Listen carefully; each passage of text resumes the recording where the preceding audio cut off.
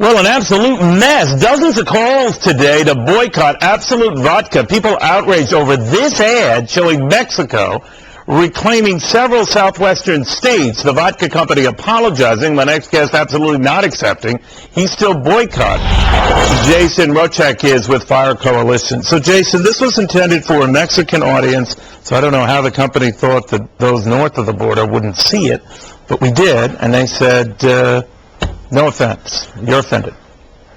Yeah, absolutely. There's this new invention, I think Al Gore invented it. It's called the Internet, and the pictures get around all the time. So, the problem with the ad, aside from the obvious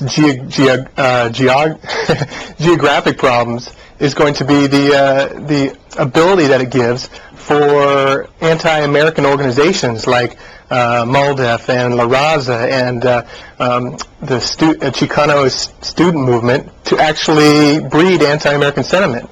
They've got two parties, one inside the United States, the insurgents, who really are looking to take back the southwest United States, and then it also empowers those would-be illegal aliens in coming across the border. Well, apparently this blew up in their face. We did get a response from Absolute, I believe, a Swedish concern here, but let's see if we can show that response, that in no way was it meant to offend or disparage, nor does it advocate an altering of borders, nor does it lend support to anti-American sentiment, nor does it reflect immigration issues.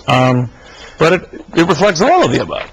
Yeah, if you've got that graphic I think you showed already. I mean, it's absolutely clear, no pun intended, that it was clearly designed to include the southwestern part of the United States.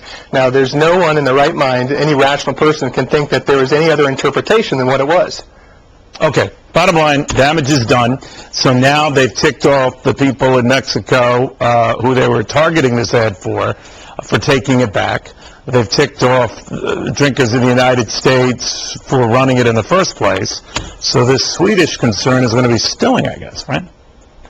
Yeah, we're obviously not calling off the boycott. It's a bad enough situation that we're asking for the person responsible for approving the ad to be let go from the company.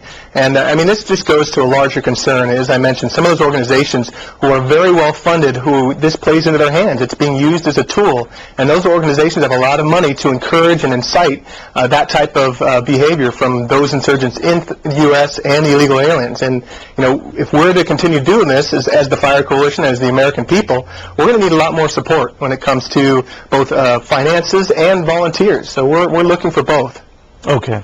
Weird. Thank you very much. Thanks, Neil.